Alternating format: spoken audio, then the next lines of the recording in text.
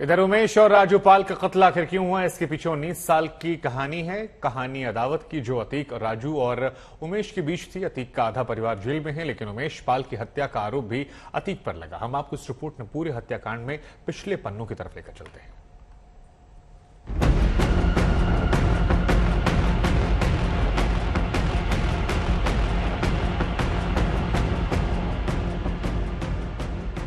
धूमनगंज की इस रोड पर शुक्रवार की शाम 7 बजे के करीब उमेश पाल की हत्या कर दी गई। और ये भी संयोग है कि 2005 में उमेश पाल के दोस्त विधायक राजू पाल की भी इसी रोड पर हत्या कर दी गई थी, और जिस हत्या में उमेश पाल चश्मदीद गवाह था। दोनों बार नाम सामने आया, एक ही नाम, बाहुबली अतीक अहमद। दो पाल दोस्तों ने दी अतीक को चुनौती। राजू ने अतीक के भाई को शिकस्त दी। चंद महीने बाद राजू का कत्ल हो गया। राजू कत्ल में अतीक आरोपी नंबर 1। राजू कत्ल के गवाह उमेश पाल का कत्ल, आरोपी नंबर 1 फिर अतीक अहमद।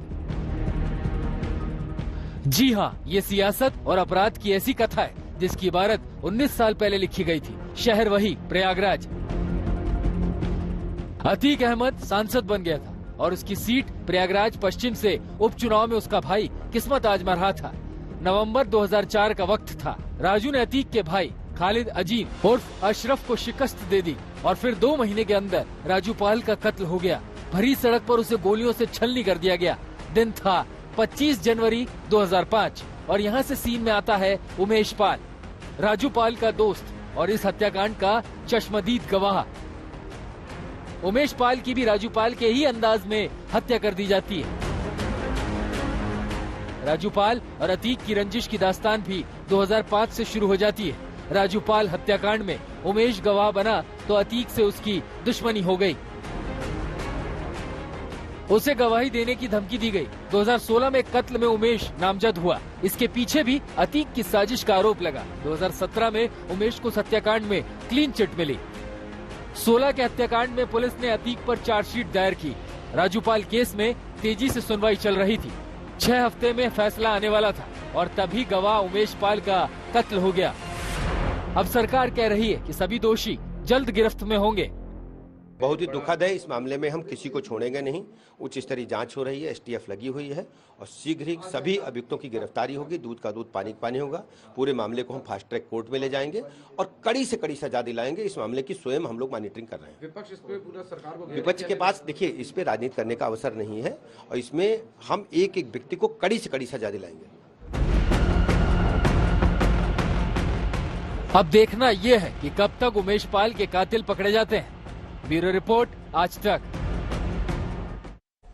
इधर प्रयागराज में राजूपाल हत्याकांड के गवाह के मर्डर पर आज यूपी विधानसभा में तीखी बहस हुई। सीएम योगी आदित्यनाथ ने समाजवादी पार्टी पर माफिया को पालने का आरोप लगाते हुए आक्रामक अंदाज में कहा कि माफिया को मिट्टी में मिला देंगे। अखिलेश ने पलटवार किया कि कानून व्यवस्था की पोल खुल रही है और सरकार विकास का दम भर रही है। इस माफिया को मिट्टी में मिला देंगे, एक तरफ अपराधियों को प्रश्रय देंगे, उन्हें गले का हार बनाएंगे।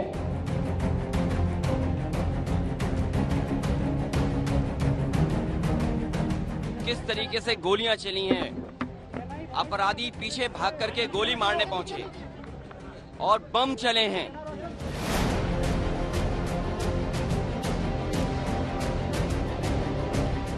कत्ल प्रयागराज के धूमनगंज की एक रोड पर हुआ, लेकिन सियासत पर धमक पूरे यूपी में सुनी गई। बयानों के तीर लखनऊ की विधानसभा में चलने लगे। समाजवादी पार्टी ने प्रयागराज में राजूपाल हत्याकांड के चश्मदीद गवाह उमेश पाल के कत्ल को लेकर योगी की सरकार पर सवाल उठाए तो योगी फुल फॉर्म में आ गए। योगी ने विरोधियों की विधानसभा से ऐसी खबर ली कि सुनने वाले हैरान रह गए। ऐसा लगा कि आज योगी किसी मोर्चे पर नहीं चुकेंगे। उन्होंने सीधी चेतावनी दी कि माफिया को मिट्टी में मिलाकर रहेंगे। कि जिस अतीक अहमद के खिलाफ पीड़ित परिवारों ने मुकदमा दर्ज कराया, उसके परिवार के खिलाफ, वो समाजवादी पार्टी के द्वारा पोषित माफिया है और उसकी कमर को तोड़ने का काम हमारी सरकार ने किया है। और फिर मैं कह रहा हूं, इसे हाउस में कह रहा हूं, इस माफिया को मिट्टी में मिला देंगे। सरकार किसी है, सरकार किसी है, दखलत में हो, ये माफिया है, इनको मिट्टी में मिलाने का काम करें।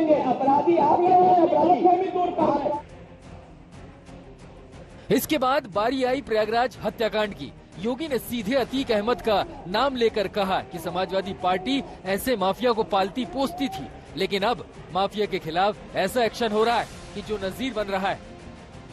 तमाशा बनाते हैं आप लोग। एक तरफ अपराधियों को प्रश्रय देंगे, उन्हें गले का हार बनाएंगे और दूसरी तरफ फिर दोषारोपण भी करेंगे।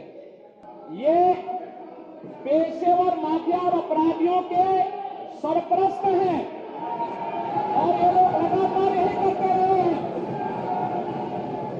इनके रग रग में अपराध भरा हुआ है।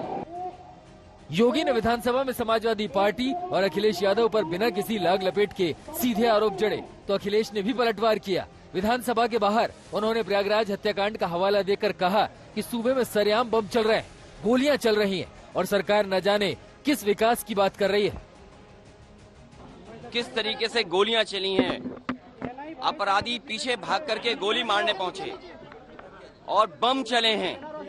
उत्तर प्रदेश में इस तरह का गोली चलना, बम चलना, गैंगवार की तरह दिखाई देना, ये सरकार पूरी तरीके से असफल हुई है। सरकार के कानून व्यवस्था संभालने की कोई सीमा नहीं बची। ये जो जीरो टॉलरेंस कहते हैं, क्या गोली चलना जीरो टॉलरेंस है? उनकी भी जान चले जाना बच सकते थे, लेकिन अस्पताल पहुंचने के बाद जो इलाज नहीं मिलना, ये है उत्तर प्रदेश का गवर्नेंस मॉडल। ये है रामराज्य, जहां खुलेआम तमंचे चल रहे हो, बंदूकें चल रही हो, बम चल रहे हो, धुआं उड़ रहा हो और सब रिकॉर्डेड हो। यूपी में योगी सरकार ने कानून व्यवस्था पर काफी काम किया है और योगी इसी को अपनी सरकार की यूएसपी बना रहे हैं। इस माफिया को मिट्टी में मिला देंगे। ब्यूरो रिपोर्ट, आज तक।